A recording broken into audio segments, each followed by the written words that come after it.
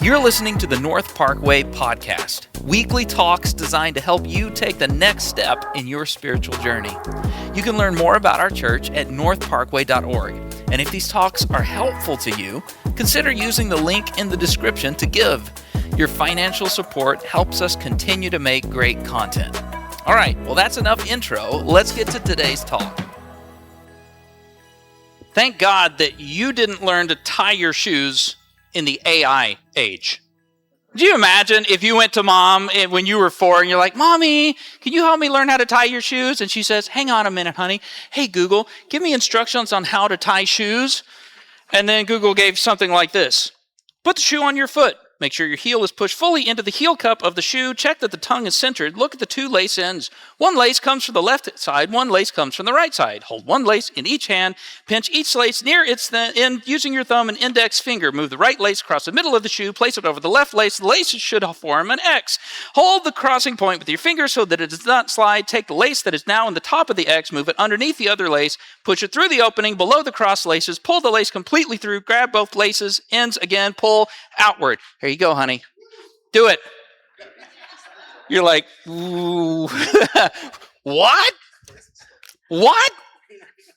Okay, that is a technically accurate description of how to tie a shoe. That does not help a 4-year-old at all. Thankfully, you learned back in the good old days when we just demonstrated. She said, "Oh, look here, bring your shoe, see, and here's what you do. You take this, and you go kind of like that. See that? And then you pull there. There you go. You're ready. Now you practice." Okay? Totally different experience learning how to tie shoes. Sometimes in life, you just need some for examples.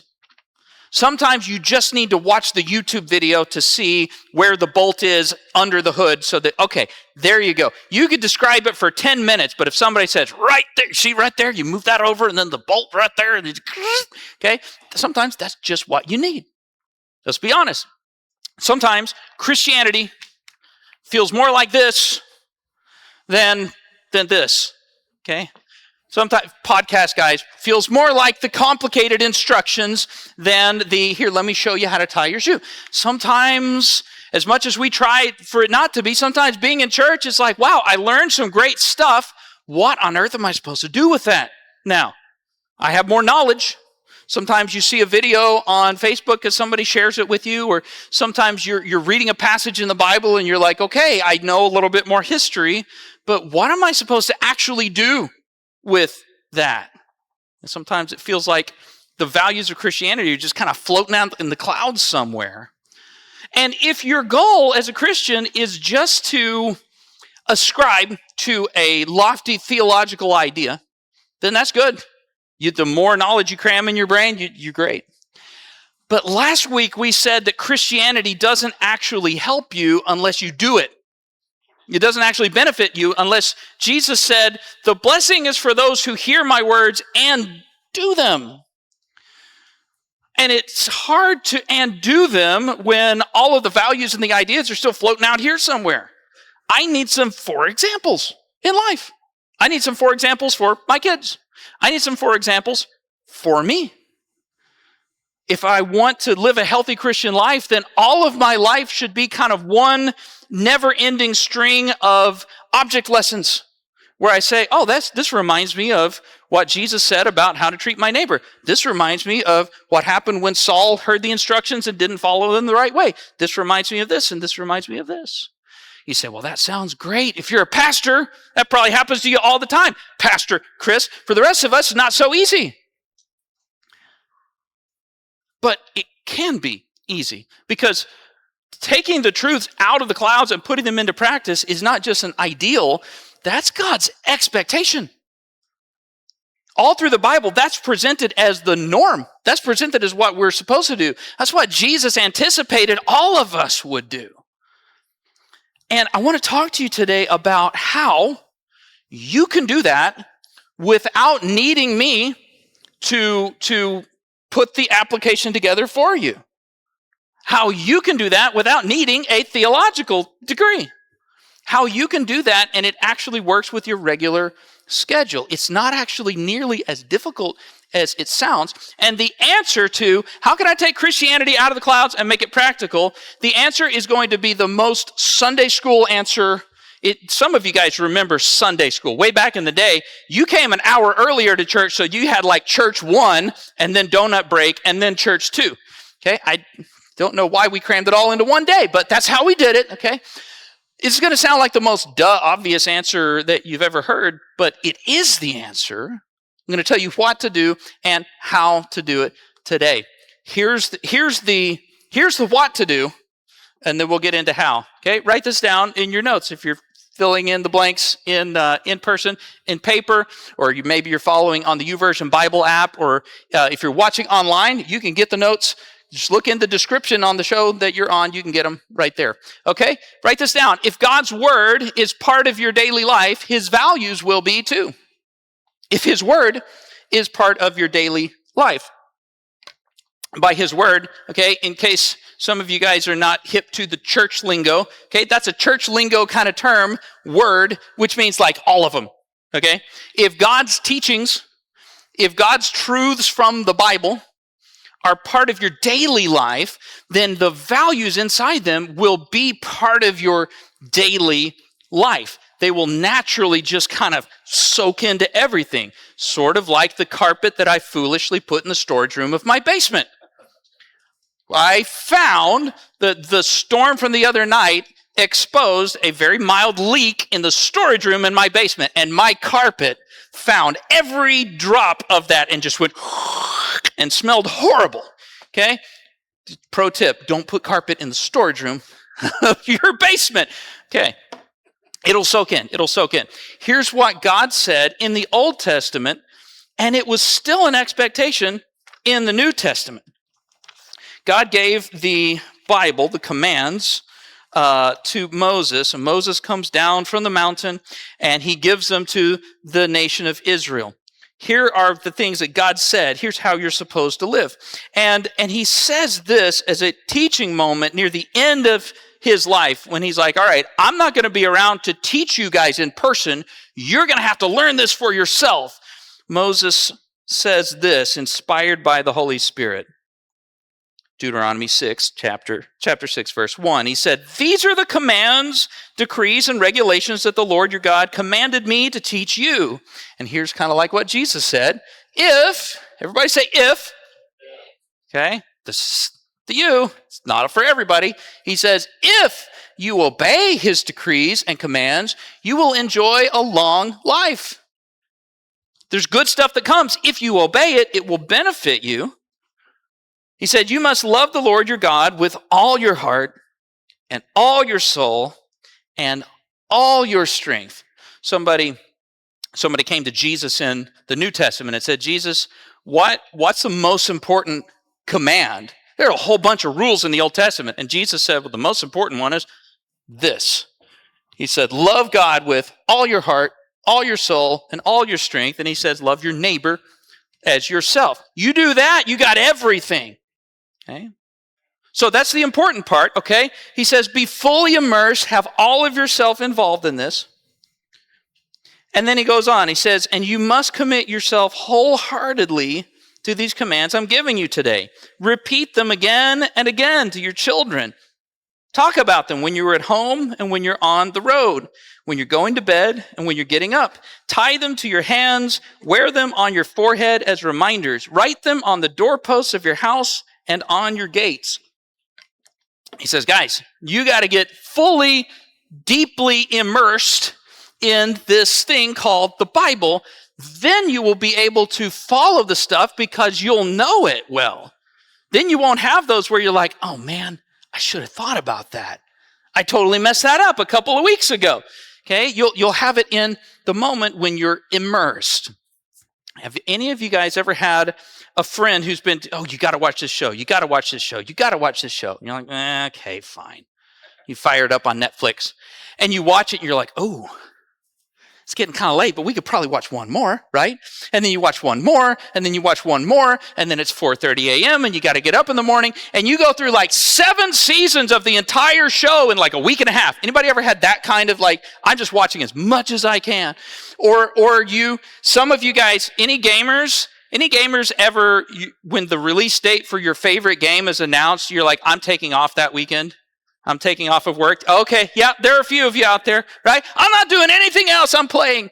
When I was a kid, my friend Scott, it's going to age me a little bit, on the Nintendo 64, my friends got WCW versus NWO, wrestling game. And my two teenage friends and my teenage brother and I, we played it so much that I would go to Walmart and I would just immediately like envision myself clotheslining somebody who's walking by because I'm just wrestling all the time. Okay, when you're that level of immersed in something, examples just come to your mind regularly, right? Because you're soaking in it. It just like you press down and it all squishes out. It's you're immersed. God said, you want to do this well? You need to be immersed in the Bible. Now, sounds great. I have never met a Christian, and maybe you're here today, and we'll talk later, okay? I've never met a Christian who says, Chris, I think the Bible is dumb and nobody should pay attention to that. It's pointless. What's the point of learning anything? I've never met anybody. Every Christian that I know believes that the Bible is God's truth, and I want to know it, and I want to read it, and I want to understand it. I've never met anybody that says, I don't care. I've met a bunch of people that say, Chris, I intend to do it. I really do. And I'll read for like a couple of days, and then I get busy and I forget. And then I come to church, I'm like, man, I feel so guilty. I can't even remember the last time that I opened up the book. Sounds good. It's just not easy. Okay? Recent study from 2025 found that Christians, Pentecostals, like Assemblies of God folks like us, and Baptists and Methodists, okay, they surveyed people and said, how often do you actually read the Bible outside of church? Okay, on your own when you're not in church. You know what they found? 27% of folks like us have not opened the Bible outside of church in the last year. Yikes. It's kind of hard to be immersed when you have to you have to blow the dust off. When you can't open the app because it needs 6 updates because it's been a while since you opened it, okay? It's a challenge. Here's the good news. I believe that in that passage, God gives us not only the what, but also a few genius level insights on the how. And today, you get to be the beneficiaries of 2 of my largest nerddoms combining. Do we have that image, Danny? Can you put that up on the screens? Yes. Today is Pastor Chris's Bible nerd and Pastor Chris's psych nerd coming together. If we had a way to stitch in the Dallas Cowboys and Cheez-Its, it would be, we'd just levitate right to heaven. We'd just already be there. Okay? It's fun for me. Here's what's cool. Thousands of years before we studied these things, God said, do it this way and it'll go better. And it turns out it does go better. I want to show you 3 of those things. Here's what's cool. These are things that you could actually put into practice today, and they would start benefiting your life immediately. I love these kind of talks. Let me give you 3 things that God shows us in this passage that will help you to build a healthy rhythm of immersion in the Bible, and it will not require you to take a weekend off of work to do it. You could still game and watch your Netflix shows, okay? First thing is this, write this down. Repetition is your friend. You need to build daily habits. Repetition is such a powerful thing when it comes to learning, and God, not by accident, says, when you work on this stuff, guys, you need to repeat it again and again. He says, do it when you're getting up in the morning. Do it when you're going to bed at night. Make it a daily, regular, recurring kind of thing. Let me show you some science that supports, as if we need science to support it, but I just love that when we look at it, it's technically true. Okay? 2019 study on human learning found this, quote, our ability to remember a piece of information depends critically on the number of times we have reviewed it. The distribution of the reviews and the time elapsed since the last review. They said it turns out repeating stuff and practicing it a lot actually does improve. That's the single biggest factor in you memorizing stuff. It's why when you were in grade school, your teacher made you practice again and again. 4 times 4 is 16. 4 times 5 is 20. 4 times 6 is? Yeah. Okay? You know that really well because your teacher drilled you again and again and again. And some of you guys were really bright and you're like, oh my goodness, this is the biggest waste of time. I already know that 4 times 6 is 24. But there's a huge value in repetition. Listen to this, okay? In their book, Make It Stick, The Science of Successful Learning, authors studied how to get people to retain things. In a digital age where we're not forced to memorize as much, you still need to remember some things. How do we do that well? They studied it and they found that repeatedly stimulating neural pathways increases their bandwidth, okay? So physical, structural change in your brain by rehearsing something again and again. It actually gets stronger. Your brain is not a muscle, but if you do bicep curls every 3 days, your bicep will strengthen, okay? Some of you guys are really good at that, okay? If you repeatedly rehearse the same thing in your mind, your brain says, oh, we need that pathway. You actually expand the electrical signal capability of that thought process the more you rehearse it. They said, quote, that is essential for hanging on to the knowledge that you want to gain. And so when you were practicing your multiplication tables, when you were having to write out these words and spell them again and again and again, and you're like, I'm getting finger cramps. How many times do I need to spell friend? I know, fry, and I got it, okay? But your teacher was putting that stuff in, and so now, some of you guys, it's been a while since you studied multiplication, and you still know 5 times 5. It's 25, okay? There's so much power when you need to immerse in the Bible. Jesus said the benefits are only for the guys who actually do it. Okay? And God said, if you want to actually do it and it to make sense in your life, you better be fully immersed. Okay? That full immersion does not require huge amounts of time. What is much, much, much more important is that you do it faithfully, consistently, over time. Write this down in your notes. 5 minutes a day is far more effective than an hour a week. From a scientific perspective, little chunks in a consistent rhythm with a little space in between will help you internalize those things way better than saying, oh my goodness, I need to catch up on Bible reading. I'm going to read the whole book of Acts in one sitting. Okay? Not wrong. But it's not the best way to learn.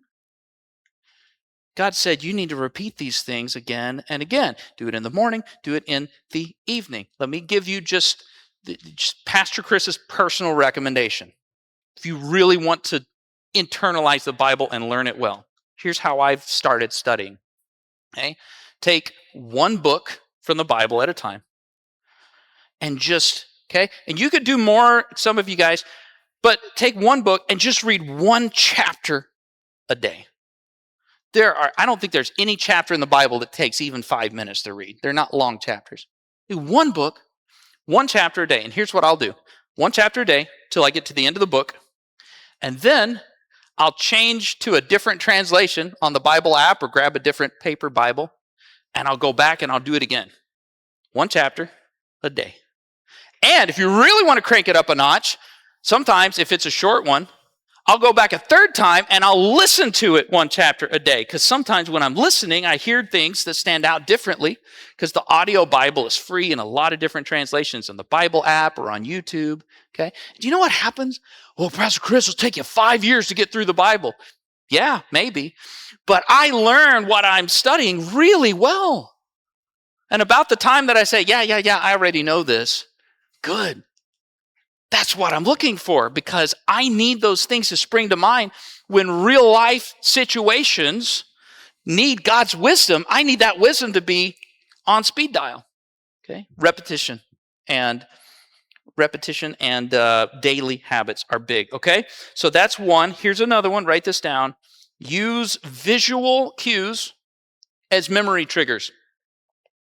Use visual cues to remind you of stuff that you know is just rattling around in the back there. You ever have this frustrating thing where somebody asks you, now who was the girl that was on that show that we watched the whole 7 seasons in a week and a half? You're like, oh my goodness, the name's right on the tip of my tongue. You ever have that? I know it's in here. I cannot seem to get it to come to the front of my mind, but I know it's in there. There's so much more Bible knowledge than you can access right in the moment. One of the things that helps is to create visual triggers to help you to remember what you know or to help you to remember to read. Because all learning is contextual. Everything you learn, your mind is always collecting other data. Sometimes, some of you guys, when you're studying for that test and it comes to that question, some of you guys are like, I remember where it was on the page when I read that thing about how the mitochondria is the powerhouse of the cell. I remember that in the textbook because it was on somewhere right down here, okay? That's how your mind works. It's not an accident then that God says, take these truths and tie them to your hands and write them on your foreheads and put them on your doorposts and put them on your gates. He said, fill your life with things that remind you of my truth and remind you to read, to study. A lot of those guys couldn't read. They just had to recite it from memory. Another study in 2019 found this, that paired environmental cues, okay, visual cues, can help you to remember stuff without you even consciously thinking of it at all. If you build visual reminders around you, it will trigger the things that you want to do, and you don't even have to be thinking about it. You're like, oh, that's right. It shifts all of the weight from your conscious mind to the subconscious so that your conscious mind can do more fun things or more exciting things or more pressing things. It's the science behind the sticky note. I love sticky notes. Sticky notes have saved, maybe not my life, but they have saved the day many a time. Let me tell you, in the time since sticky notes were invented, many arguments have been saved by a little yellow piece of paper that says milk that's on the steering wheel. Many sticky notes have said, it's your day to pick up Judah from daycare. Many, many times. Okay? We know how powerful that is. Use that to remind you to read the Bible. Here's something cool. We've developed this, the church leadership and we developed this thing, and I be honest, I was disappointed because the rest of the parts didn't come in on Amazon this week. I was going to have it for you today. Next week, you can get these. We developed these little stickers, okay? It's this little sticker that says daily, just like my shirt, okay? And on the back side of this is a tap tag, kind of like the giving thing, okay? You can take this sticker and stick it on your bathroom mirror so that when you're getting up in the morning and you're brushing your teeth, you're like, that's right, I want to read the Bible. And you can take your phone and you can go bloop, and it'll bring up the Bible app and you can just go straight to reading. Kind of cool. You can stick one on the dashboard of your car because you're like, that's right, I have a 15-minute commute. I can listen to a lot of chapters on the Bible on the way. And you can boop and do it. Okay? You can put it on your mouse pad so that before you game for 6 hours, you can, that's right, I'm going to read first. I'm going to study the Bible first. We got these little clip-on tags, so you can put this on the zipper of your purse. So when you go out to shop and you're like, that's right, I need to read the Bible today, you can clip it onto your backpack. We even found one that you can put like a necklace you can wear so that when I'm getting dressed in the morning, I'm like, oh, that's right, did I read the Bible today? Okay. We'll have those for you next week. Anything to help me remember is worth it because my life is different when I'm immersed in the Bible. Okay? So you want repetition. You want to use visual cues. Here's the last one. This is my favorite one. I saved the best for last. This is the thing that's been most helpful personally for me.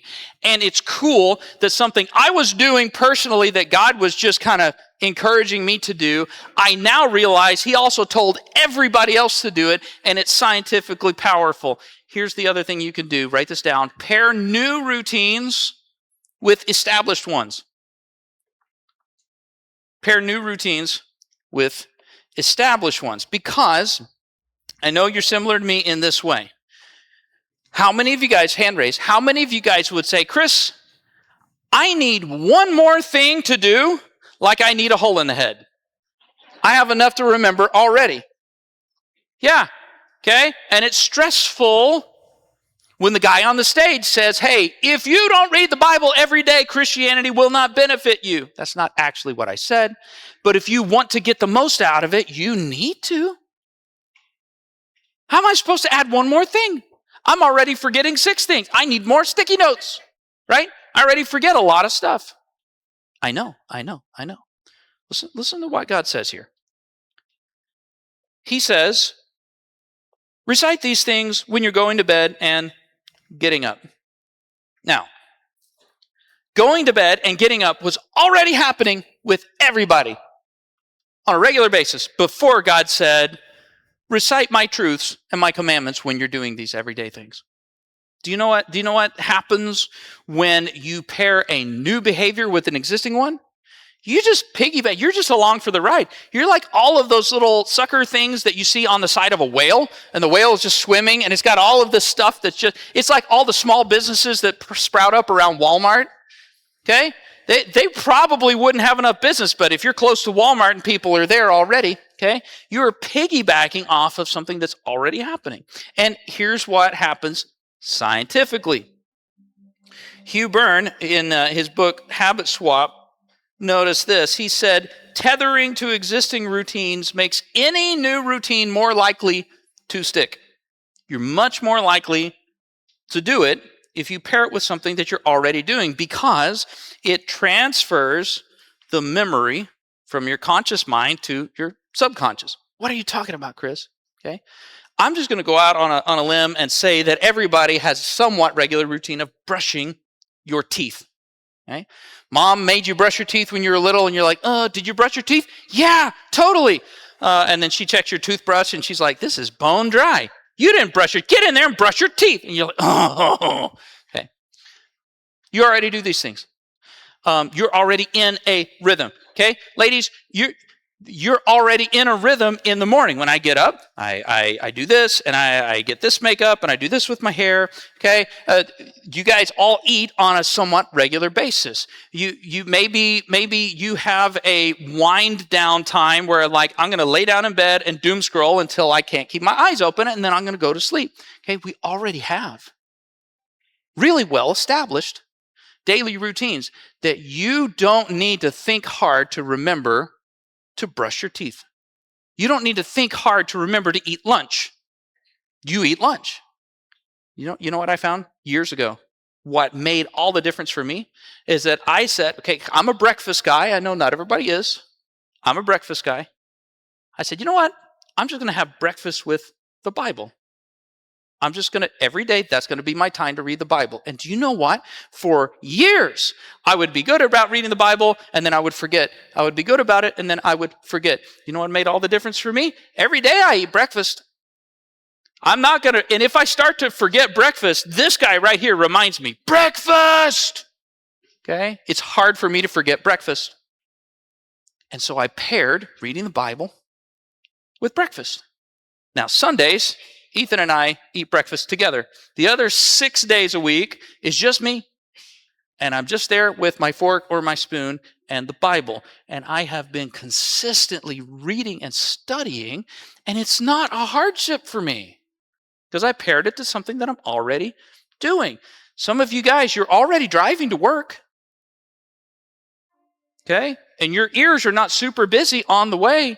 You can listen to the Bible on your commute into work. What a difference that would make if every day when you clock in at Paradise, you clock in having just spent time with the Lord, so that when craziness happens, you're like, I'm in a good state of mind because I've been with the Lord on the way out here. It's valuable. And God said, hey, you want this to work? Repeat it on a daily rhythm. Tie it to something you're already doing. Use visual reminders. Use the things that are around you. Leverage that stuff. Leverage your brain chemistry to help you to build those pathways. Because immersion in the Bible is not a really difficult thing that you have to give up a lot to gain. The bar is super low. And I know, because it's been me.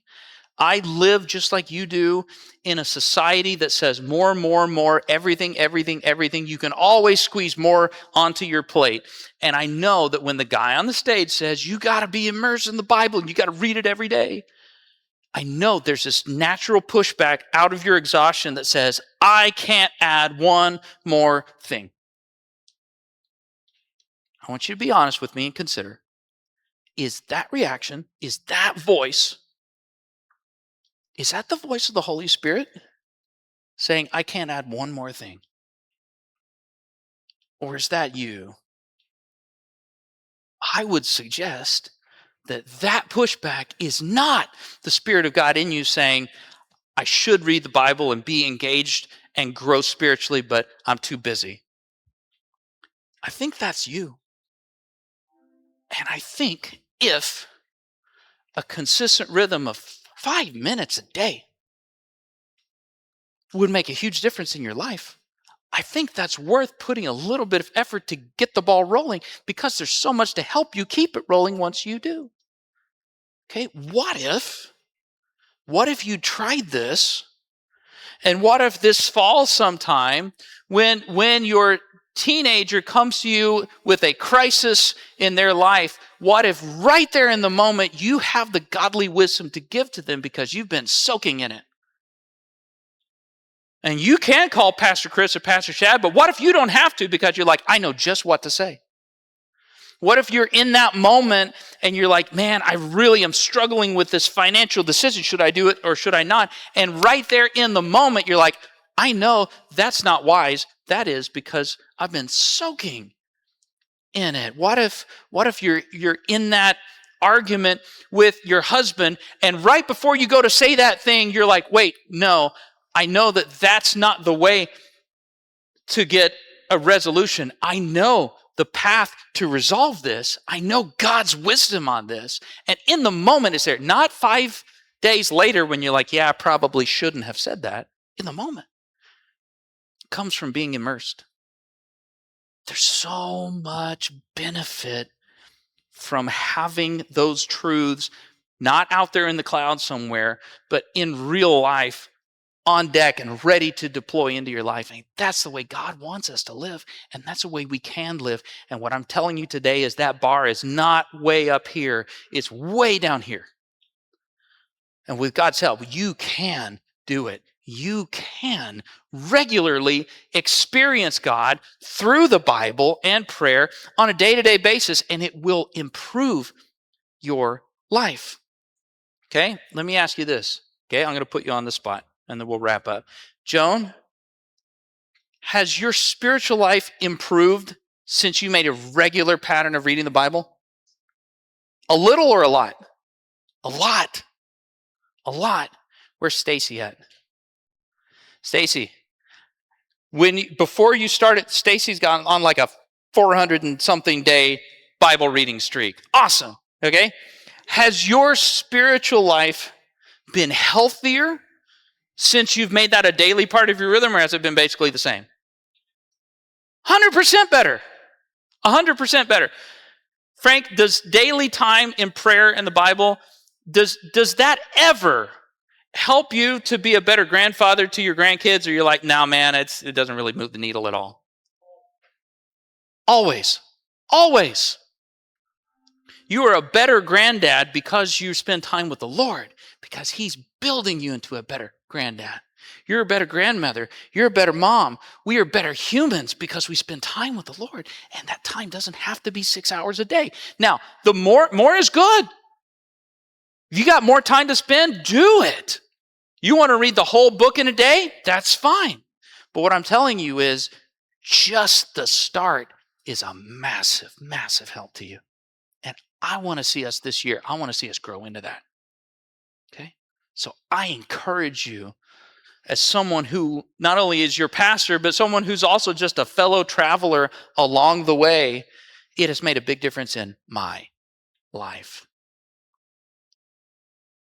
So with God's help, take these things, take these notes, think about it, put them into practice. Next week, we'll have these stickers and tags and all the cool stuff you can take home. put it into practice, it will change. That is how we take things out of the clouds, put them into life. This is the way that we build healthy rhythms and we grow. Hey, this is Pastor Chris again. Thanks for listening. If today's talk was helpful in your spiritual life, odds are there's someone you know who could benefit from it. Take a minute right now to share it with them. And if you live in the area, come try out a service in person, because church is more fun with friends. See you next time.